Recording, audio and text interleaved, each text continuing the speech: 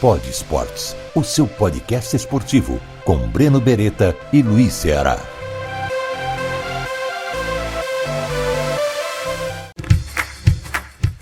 Espera só mais um pouquinho que o Pod Esportes já vai começar. Você gosta de café? Sabia que depois da água, o café é a bebida mais consumida no Brasil? O café da Serra da Canastra é gourmet e tem um sabor todo especial. Você não precisa sair de casa para comprar. Entre no site cafedaserradacanastra.com.br e peça já o seu. Entregas em todo o Brasil. Agora, aproveite o podcast e, de preferência, com bom café.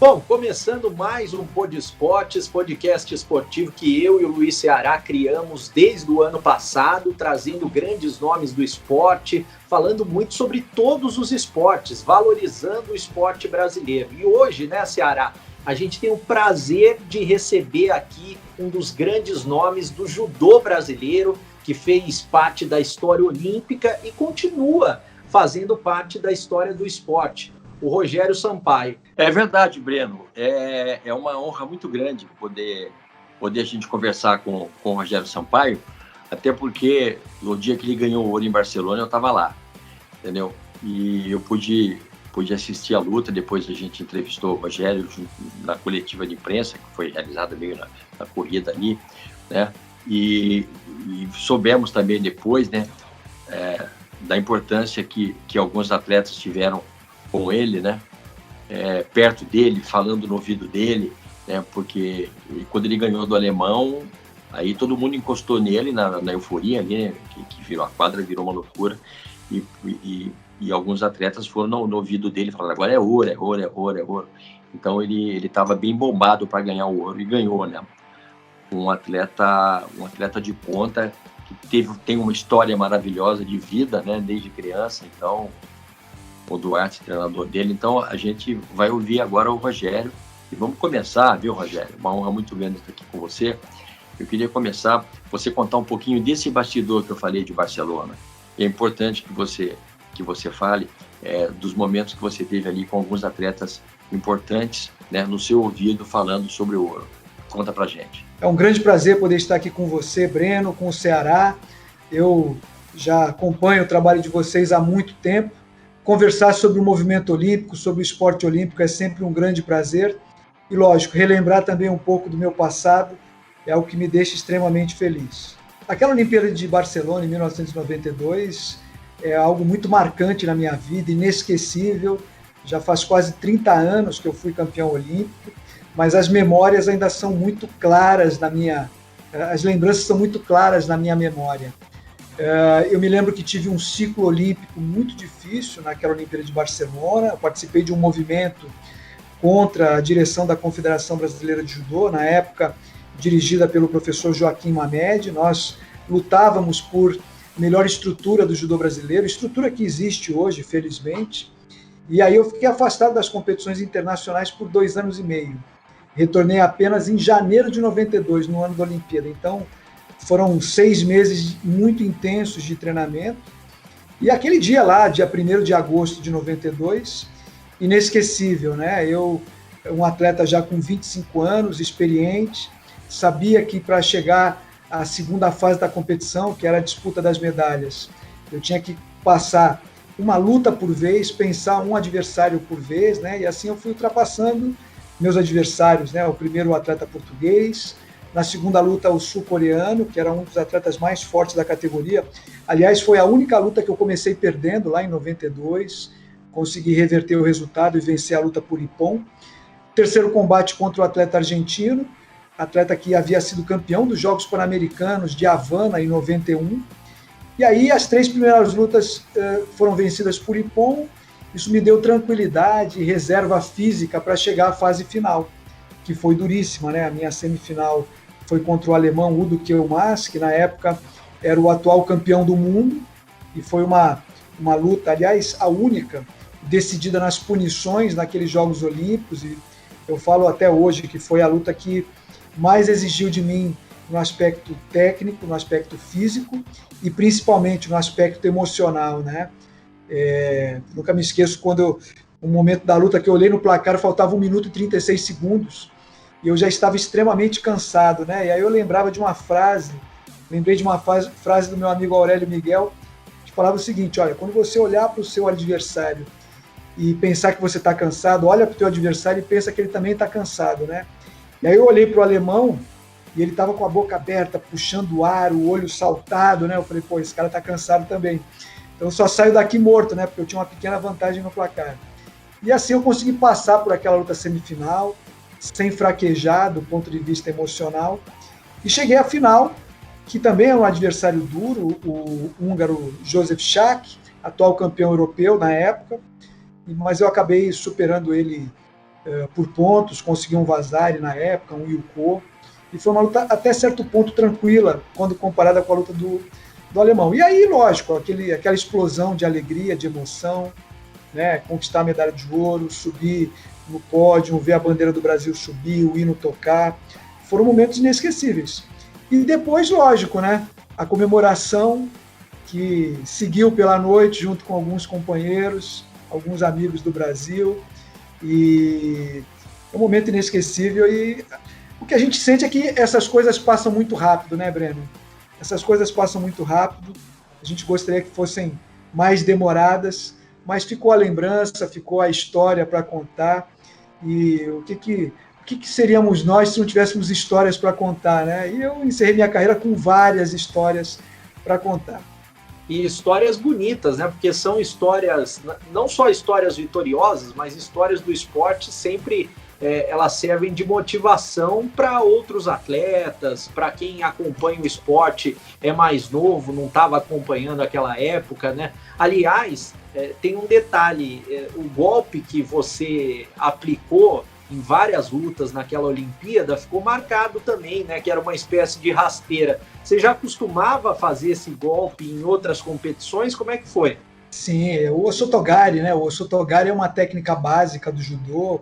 A gente ensina para os alunos logo que eles se iniciam na modalidade. É uma técnica muito simples, mas eu falo que no judô tudo aquilo que é praticado à exaustão, repetido muitas vezes, acaba se tornando extremamente eficiente, seja uma técnica de projeção, seja um estrangulamento, uma chave de braço, né?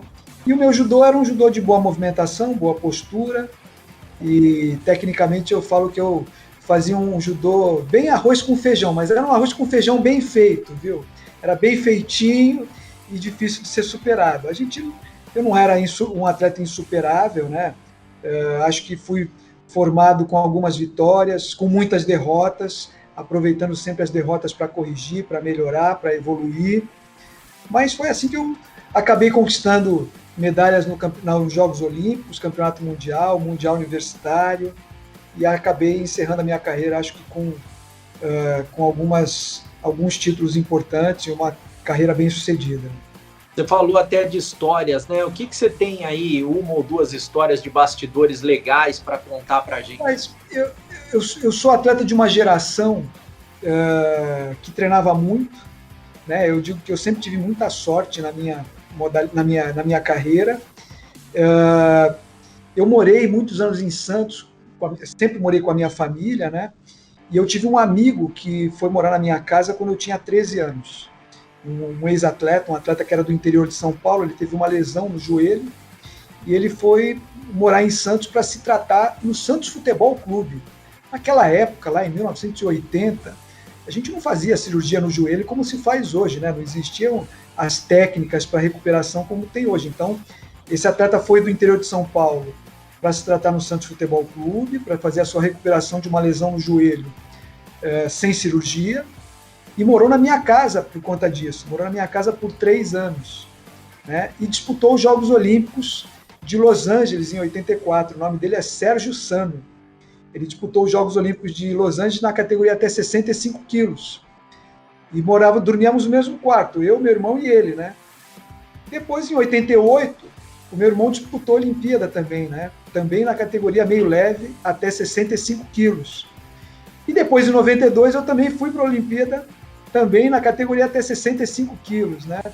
Então, essa eu acho que é uma história que pouca gente sabe, que eu tive a oportunidade de, ainda aos 13, 14 anos, dormir no mesmo quarto com 2 atletas extremamente técnicos, muito fortes, que disputaram 2 Olimpíadas, e a convivência com eles, para mim, foi extremamente importante para que eu pudesse me desenvolver na modalidade e pudesse depois chegar, em 1992, aos 25 anos, estando entre os melhores do mundo e conquistando uma medalha de ouro olímpica. Eu não sei se eu teria conquistado aquela medalha se eu não tivesse tido essa vivência de, durante vários anos, conviver com esses 2 atletas extremamente técnicos, fortes. Para mim foi uma grande escola, um grande aprendizado. Então, histórias como essa que eu adquiri ao longo da minha carreira e que eu ainda preciso contar para mais pessoas. Não, e é uma história muito bacana, né? A gente espera poder... muitas pessoas assistem aqui, ouvem o Pod Esportes, né? Rogério, você tem uma boa história sobre Seul também. Você quis ir para Seul, na verdade foi o Ricardo, seu irmão, né? Mas você tem uma história boa de vida com ele também, né? De treinamentos e tal. E eu queria que você falasse um pouquinho dessa história, né? De Seul, que é uma história boa para a gente ouvir e para informar os nossos amigos também aqui do podcast. Exatamente. Naquela época não existia seletiva no judô, né? As seletivas só ocorreram a partir de Barcelona, em 1992. E os 2 atletas mais fortes do país, naquela categoria meio leve, éramos eu e o meu irmão. O meu irmão, 4 anos mais velho, um atleta extremamente técnico, habilidosíssimo.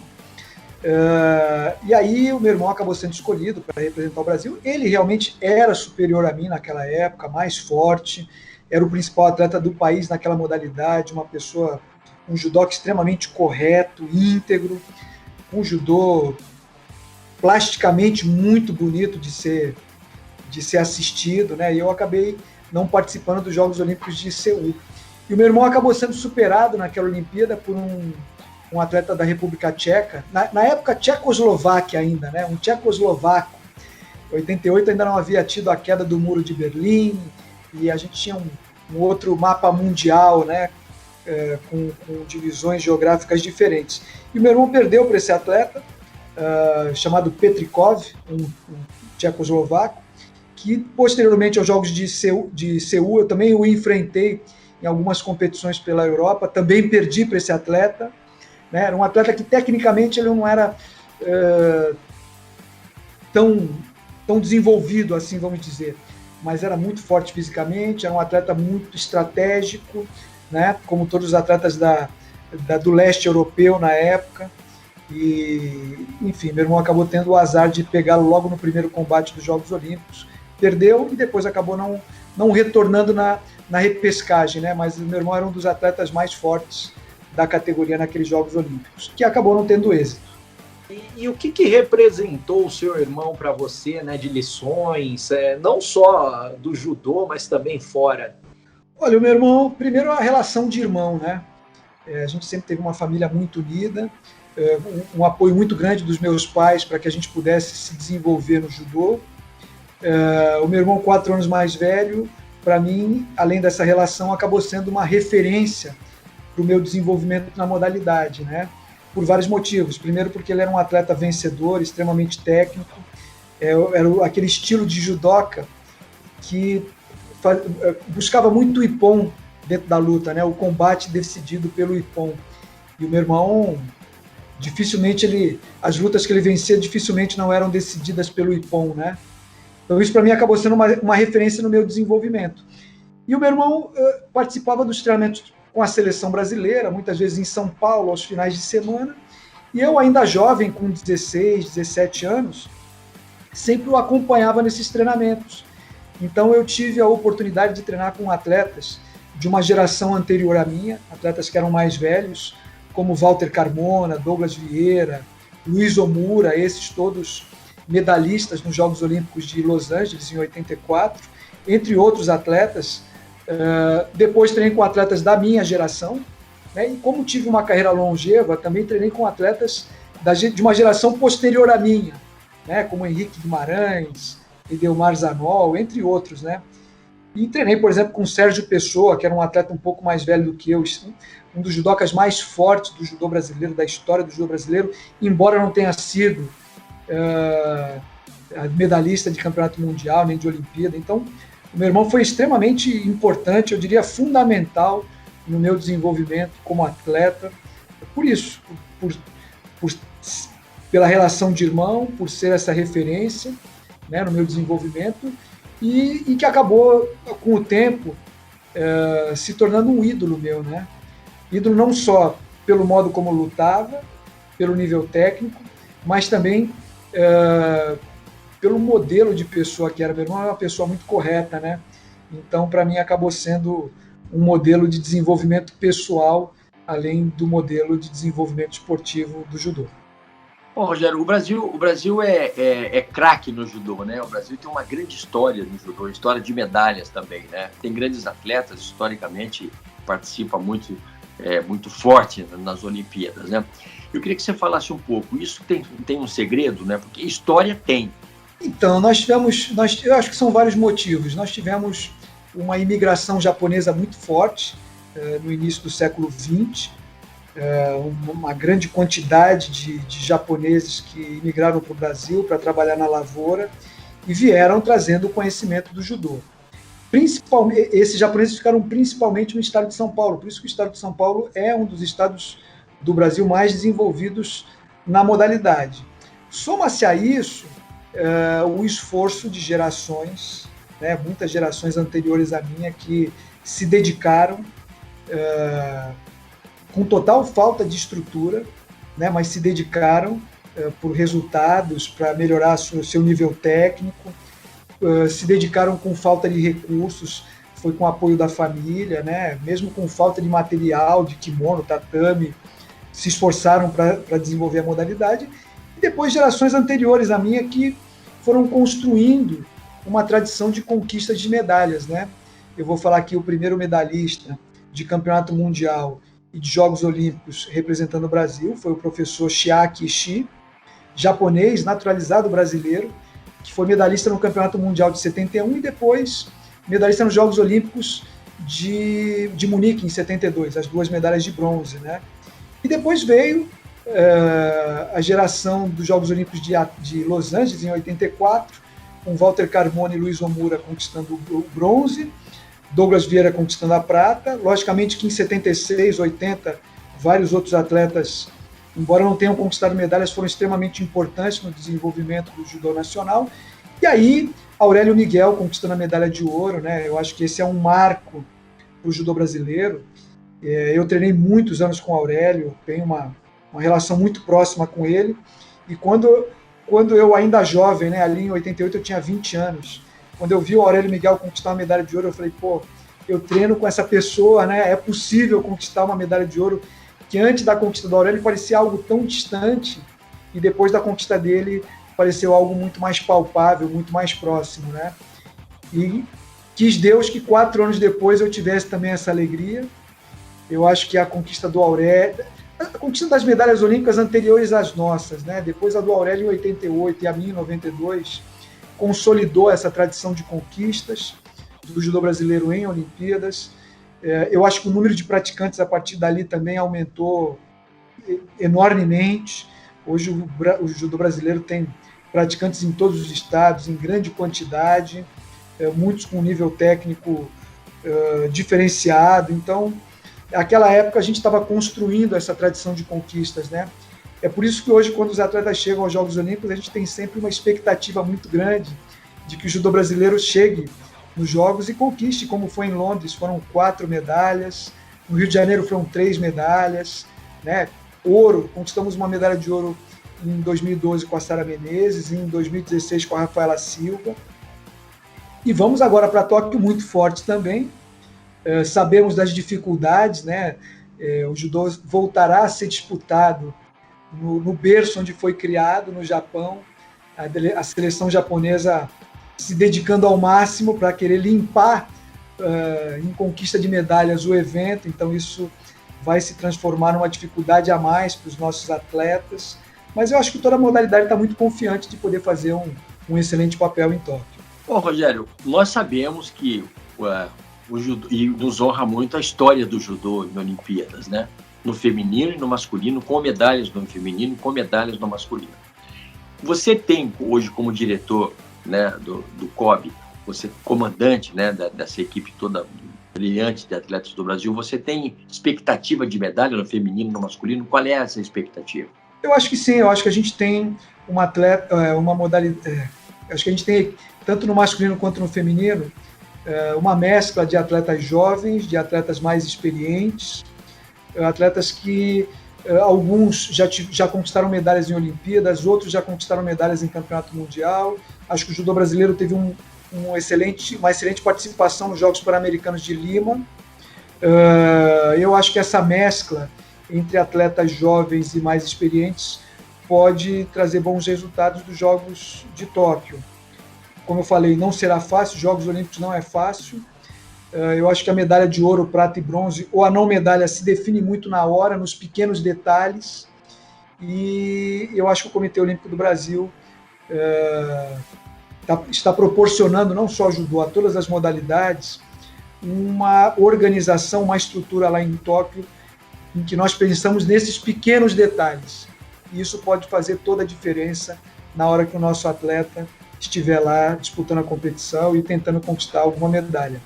Os atletas poderão chegar em Tóquio com 12 dias de antecedência, fazer o seu período de aclimatação ao fuso horário, ao clima, encontrarão nessas bases de aclimatação comida brasileira, toda a estrutura com nutricionistas, preparadores físicos, fisioterapeutas, médicos, massoterapeutas. Encontrarão, não só o judô, todas as modalidades, o mesmo piso, o mesmo tatame, o mesmo equipamento de ginástica que eles encontrarão depois na hora da competição. Enfim, nada faltará aos nossos atletas de estrutura para que eles possam brigar pelas medalhas. Isso nos deixa muito confiantes. Nós estamos muito confiantes pela estrutura que montamos e pelo nível dos nossos atletas. Você acha que houve uma evolução, Rogério, das Olimpíadas realizadas no Rio de Janeiro para essa Olimpíada agora, em relação à preparação dos atletas, até mesmo a preparação do Comitê Olímpico Brasileiro para ganhar mais medalhas e formar mais atletas, né?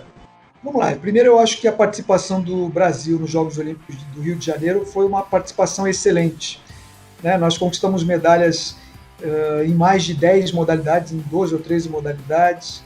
Foram 19 medalhas conquistadas, 7 de ouro. O Brasil ficou aí entre os 12, 13 principais países do mundo em conquista de medalhas. Então, acho que nós tivemos uma participação excelente. Em 2019, nós também tivemos um ano maravilhoso. O Brasil fez uns Jogos Pan-Americanos de excelente nível, conquistamos o maior número de medalhas da história do país em Jogos Pan-Americanos, o maior número de medalhas de ouro do país na história dos Jogos Pan-Americanos. Ficamos na segunda classificação no geral, né, no quadro geral de medalhas, atrás apenas dos Estados Unidos.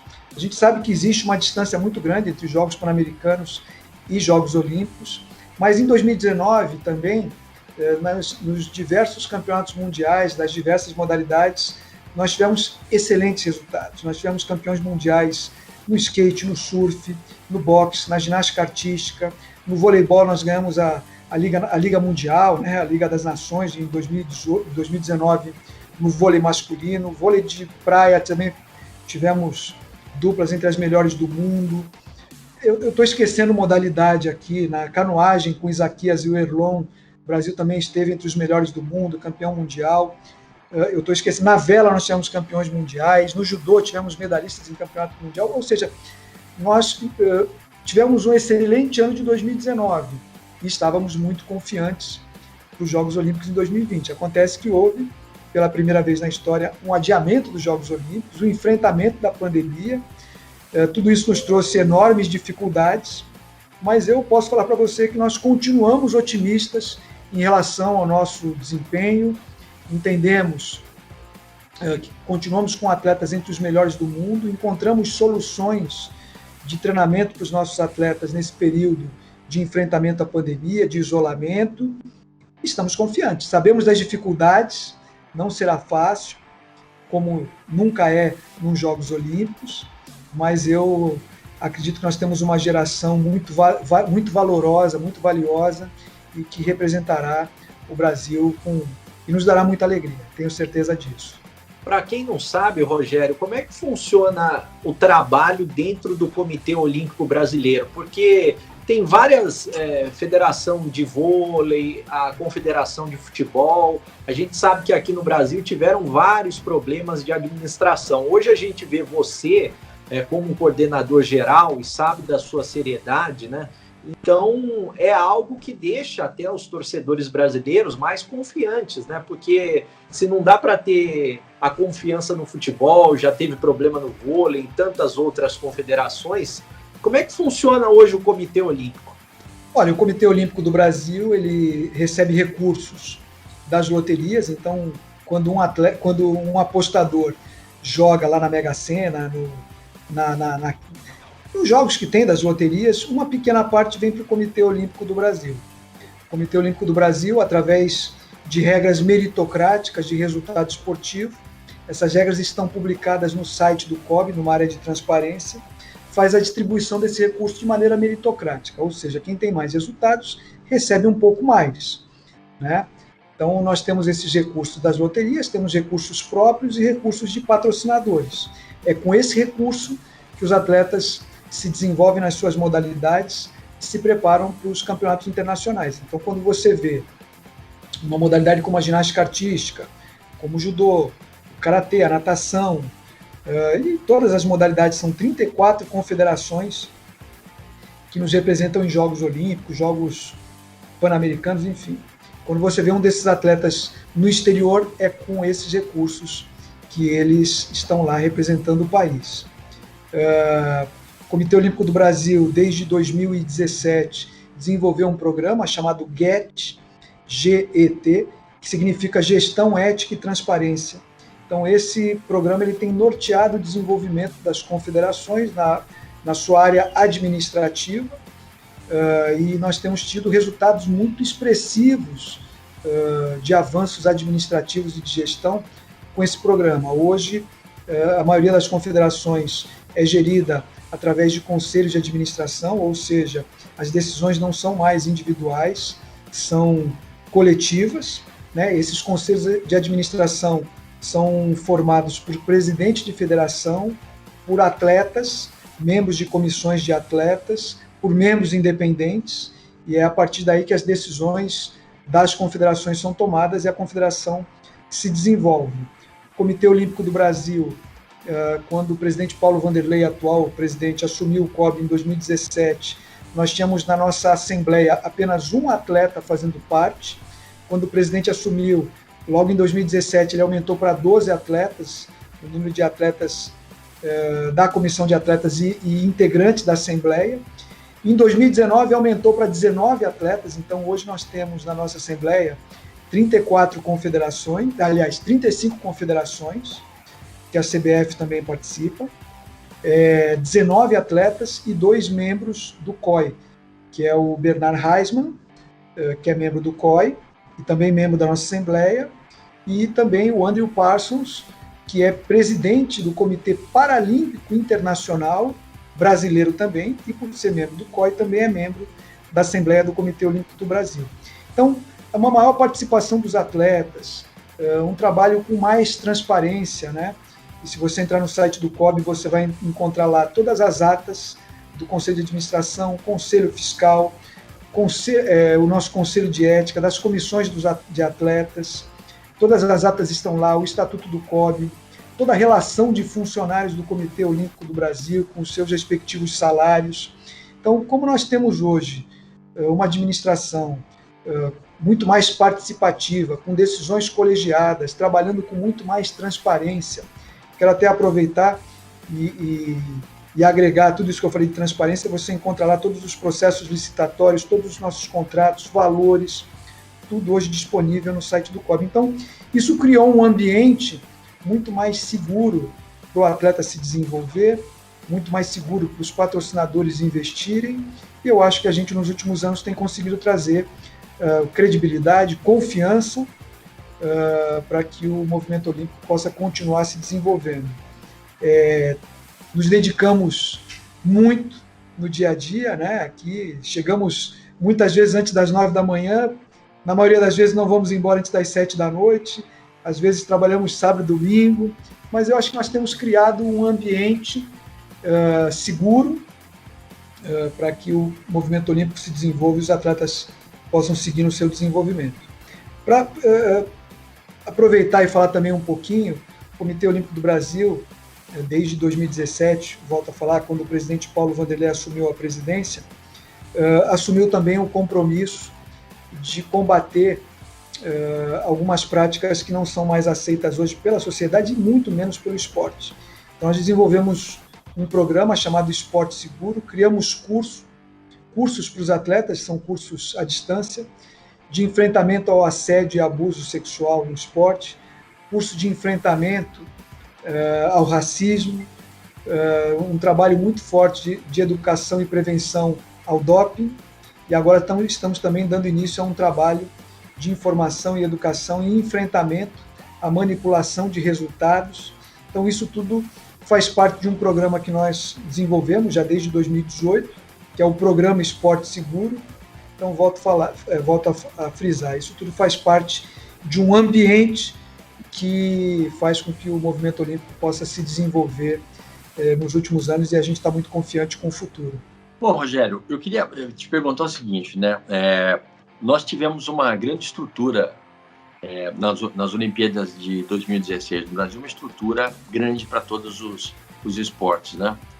Foram construídos muitos estádios, enfim. Esse legado, né, do que foi construído, você como diretor do COB, você tem planos para ele? Porque não foi feito muita coisa de lá para cá, né? Ou quase nada. Alguns estádios estão, inclusive, abandonados, ou com pouco utilizados, ou quase nada utilizados. Então, queria que você falasse um pouco sobre isso, né? Você tem expectativa, você pretende mudar? Do que depende isso? Depende de medalha agora no Japão, para voltar forte, você como diretor, para poder mexer nisso? Fala um pouco sobre isso, porque eu sei que também é uma questão política, né? O Parque Olímpico da Barra, aqui em Jacarepaguá, ele é gerido pelo governo federal e também pela prefeitura do município do Rio de Janeiro. Vários eventos têm se desenvolvido no Parque Olímpico, né? Nós tivemos ainda esse mês, aliás, em junho, o Campeonato Pan-Americano de Ginástica Artística, o Campeonato Pan-Americano de Ginástica Rítmica. Outros eventos ocorreram desde o início do ano, eventos internacionais. Essa semana estamos tendo um evento de boxe, até preparatório para os Jogos Olímpicos agora de Tóquio. Existe um trabalho também feito pela Prefeitura do município do Rio de Janeiro de massificação de algumas modalidades, alguns projetos sociais dentro do Parque Olímpico da Barra. O Comitê Olímpico do Brasil utiliza um mínimo de 10% dos seus recursos em projetos que são realizados dentro de equipamentos do legado olímpico. Então, existe um investimento e uma utilização. Entendo que a utilização pode ser maior, né? É preciso haver investimento para que aumente a utilização desses equipamentos. Eu dou como exemplo alguns países que já organizaram os Jogos Olímpicos. Barcelona, por exemplo, é comum você ter eventos internacionais de natação, de atletismo, de outras modalidades, muitas vezes fomentados pelo governo, né? Mas que são eventos que ajudam a manter um aquecimento da rede hoteleira, de restaurantes e de outros serviços que ocorrem quando um evento desse vem para o país. Então é importante que nós tenhamos ali naqueles equipamentos benefícios e incentivos para que esses eventos possam ser trazidos ao Brasil e aí a gente possa ativar aqueles equipamentos de legado de maneira mais efetiva.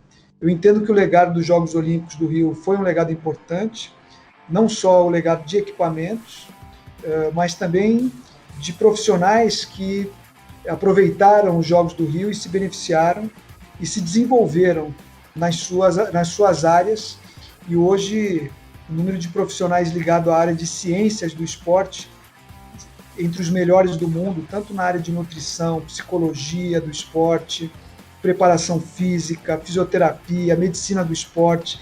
Esses profissionais hoje no Brasil, que são super conceituados, inclusive em nível internacional, têm sido extremamente importantes para que os nossos atletas possam se desenvolver. Muitas vezes esse é um legado que a gente não consegue observar, porque a gente não consegue, não é palpável, né, mas é um legado que foi deixado e muito importante.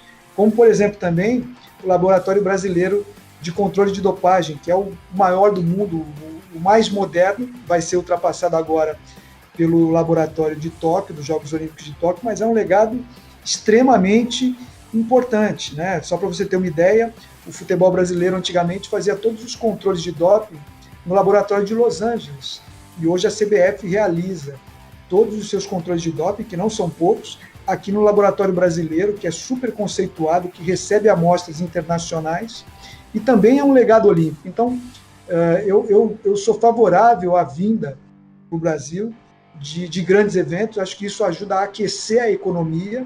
A gente viu na Copa do Mundo, nos Jogos Olímpicos, o quanto isso foi importante. Agora, lógico, acho que também existem os órgãos de controle, quando detectar algo que não esteja em conformidade, que seja investigado e apurado. Agora, Rogério, para fechar com você, eu queria que você falasse também que é algo tão importante quanto a sua medalha de ouro, eu imagino, a medalha que você ganhou nas Olimpíadas de 92, o seu bronze no Mundial de 93, né? Tem muito torcedor, aqui no Brasil principalmente, que só vê a vitória, né? Só vê o primeiro lugar. Sim. Mas tem tantos atletas pelo Brasil que lutam tanto para conquistar uma medalha, seja em Olimpíada ou Mundial, que um bronze no Mundial acaba valendo tanto quanto uma prata ou um ouro, né? Exatamente. Naquela época, em 1992, 93, o Brasil estava ainda construindo uma tradição de conquista de medalhas do judô, tanto em Jogos Olímpicos quanto em Campeonato Mundial. No Campeonato Mundial de 93, eu havia mudado de categoria em relação a 92, né? Em Barcelona eu lutei no peso até 65 quilos. Em Hamilton, no Canadá, no Campeonato Mundial de 93, eu lutei no peso leve até 71 quilos. Naquela época não era comum os atletas mudarem de categoria de peso e ainda assim continuarem entre os melhores do mundo. Eu mudei de categoria e muito rapidamente comecei a ter excelentes resultados. E naquele Mundial de 93, foi um Mundial em que eu fiz 7 lutas no mesmo dia, ganhei 6 lutas. A luta que eu perdi, na verdade, foi uma luta empatada, né, que terminou empatada contra o italiano Diego Brambilla, e eu perdi a luta na decisão dos árbitros, né? Os mais antigos vão lembrar que os árbitros, quando havia um empate, cada um segurava uma bandeira e escolhia os vencedores, né? Ou aquele que usava a faixa vermelha ou que usava a faixa branca, né? Aquele que foi mais efetivo nos seus ataques, que foi mais perigoso. Eu acabei perdendo essa luta para o italiano, uma luta que acabou empatada, um yuko para cada atleta, e fiz 7 lutas, e para mim foi muito importante aquela medalha por vários motivos, né? A disputa foi contra um atleta francês, que é sempre... Os franceses são, assim como os japoneses, estão entre os melhores do mundo, e foi uma luta que eu venci por ippon. A minha medalha em campeonato mundial, eu fui o 4º brasileiro a conquistar a medalha em campeonato mundial. Antes de mim, só o Shaq Shin, em 71, o Walter Carmona, em 79, e o Aurélio Miguel, em 87. Então, quando eu conquistei aquela medalha no mundial, eu passei a integrar um clube um pouco mais seleto de medalhistas do Brasil, né, que eram esses medalhistas olímpicos que também tinham medalha de campeonato mundial. Então, para mim, aquela medalha foi super importante. Eu acho que ela confirmou a minha medalha, a minha conquista de 92, me colocando como um dos grandes judocas da história do Brasil. E é uma medalha que eu guardo com muito carinho até hoje, né? E depois, em 94, também no Campeonato Mundial Universitário, foi disputado na Alemanha, também conquistei a medalha de bronze. Tem algo que eu guardo também com muito carinho da minha carreira, que foi em 92 ter recebido o título da Federação Internacional de Judô como o melhor judoca do mundo, e não foi só na minha categoria, foi entre todos os judocas do mundo, e isso eu guardo com extremo carinho, né? Enfim, foi... Pena que passou rápido. né? É uma carreira vitoriosa que tem que ser lembrada, né? Tem que ser reverenciada. Eu acho que aqui no Brasil os atletas são esquecidos muito rapidamente, né? Deveriam ser mais lembrados todos os anos, todos os meses, porque a história que vocês construíram, dificilmente outros atletas vão construir, porque vocês tinham muito mais dificuldades, né? Como você citou, hoje tecnologia, hoje tem estrutura, tem tudo. Só para que aquele que está, os nossos amigos que estão nos assistindo, nos ouvindo, possam saber, quando eu fui para a Olimpíada em 92, a minha preparação feita no Brasil, lógico, fui ao exterior, competi, treinamos no Japão, era normal irmos ao exterior, na maioria das vezes com o esforço da família, do clube, dos amigos, mas a gente ia, se virava. Mas eu fiz a minha preparação treinando no Brasil em tatame de palha, com lona por cima. Os mais antigos vão se lembrar como eram os tatames utilizados no Brasil naquela época. E aí a gente chegava nos Jogos Olímpicos e nos torneios internacionais, era tatame sintético, né? Que é o mesmo tatame utilizado hoje em campeonatos mundiais, em Jogos Olímpicos. Hoje já tem muito no Brasil. Esse tatame sintético, ele melhora a tua velocidade, a sua movimentação. Então, imagina você treinar num tipo de piso e competir em outro. Essa era a nossa estrutura da época. Então, conquistar uma medalha olímpica, lá em 92, uma medalha de ouro, era algo impensável. E para você ter uma ideia da dimensão daquela conquista, da dificuldade, até hoje, na história do judô masculino, não estou falando de judô feminino, judô masculino até hoje, na Pan-América, se você pegar do Canadá até o Uruguai, o judô masculino até hoje, na história dos Jogos Olímpicos, só conquistou 3 medalhas olímpicas de ouro. De ouro, só 3. Foi um cubano em 76, chamado Héctor Rodrigues, nos Jogos Olímpicos de Montreal, o Aurélio Miguel em 88, em Seul, e a minha medalha de ouro em 92, em Barcelona. Então, desde 92, a Pan-América não conquista uma outra medalha de ouro no judô masculino. Então, isso demonstra a dificuldade e o tamanho do feito e do êxito que é conquistar uma medalha de ouro no judô masculino, e é algo que eu falo não para me vangloriar, para contar vantagem, né? Mas assim, algo que me dá uma alegria e um orgulho muito grande poder relembrar desses momentos, dessas conquistas. É algo que a história não apaga, né? E a gente, para encerrar aqui, eu queria dar 2 presentes para você do nosso podcast. Já fizeram caricatura sua, Rogério? Já fizeram algumas. É sempre motivo de alegria receber um presente como esse, porque é sempre feito com muito carinho. Ah, sim, o nosso artista que faz, o Caricação, ele faz caricaturas de todos os nossos entrevistados, vai fazer uma caricatura bem bacana sua, com o kimono, com a medalha de ouro sua, e a gente vai mandar para você guardar, colocar nas suas redes sociais. Aí. Vou receber, vou colocar aqui na minha parede. Quem está aqui olhando está vendo que tem uma camisa do Santos Futebol Clube ali atrás, assinada por um dos meus ídolos no esporte, o Pelé, e essa caricatura vai ser enquadrada, vai ser colocada aqui na parede, aqui na minha sala, tá bom? Bacana. Você gosta de café também? Opa! É um dos meus vícios. A gente vai mandar para você o café gourmet, que é o café da Serra da Canastra, especial. Vamos mandar para você aí, para você saborear também. Obrigado pelo carinho, pelo presente. E obrigado pela oportunidade de poder bater esse papo tão bacana, tão legal com vocês e relembrar esses momentos mágicos aí da minha carreira. Bom, Rogério, eu queria deixar aqui o nosso agradecimento, né, o meu pessoal, para você. E eu posso contar para os meus filhos e para os meus netos, né, as medalhas de ouro que eu pude assistir em Seul com o Aurélio Miguel, e depois, que é o cara que estava na sua orelha lá em Barcelona, e em Barcelona, ver a sua medalha também. No Rio de Janeiro, né, medalha olímpica. Então eu sou muito fã do judô, né, do Brasil, porque sei o tamanho do esforço que vocês fazem, e sei do tamanho da capacidade também dos treinadores brasileiros, né, da escola brasileira de judô, que na verdade se tornou uma escola vitoriosa. Então eu te agradeço por você estar com a gente aqui, né, no Pod Esportes, e te agradeço porque eu pude te ver ganhar uma medalha de ouro. Isso é uma honra muito grande para quem trabalha no jornalismo esportivo, como eu trabalhei a vida inteira, né? Então, muito obrigado por você ter participado com a gente. Um grande abraço, saúde para você. Por mim, tá ok. Muito obrigado. Breno, para você, para o Ceará. Ceará, um abraço. Muito em breve temos que estar juntos para poder falar pessoalmente, tá bom? E olha, não desliga ainda que tem os bastidores da entrevista. Essa é uma Olimpíada desafiadora, né? Porque essa pandemia, né? O enfrentamento à pandemia, a quantidade de regras que nós temos agora para fazer a viagem para Tóquio, eu acho que os atletas tiveram que, no último ano, encontrar soluções para os seus treinamentos, né? A própria quantidade de competições, ela foi muito limitada nesse último ano, né? Então, a gente entende que a competição é importante, mas o ritmo de competição, um grande número de competições também é importante para o atleta chegar ao ápice da sua forma, né? Alguns prejudicou, outros que estavam machucados, esse tipo de coisa. Não tiveram tempo de se recuperar, né? Alguns que estavam lesionados tiveram tempo de se recuperar e classificar ainda para os Jogos Olímpicos e vão chegar com chance de medalhas, né?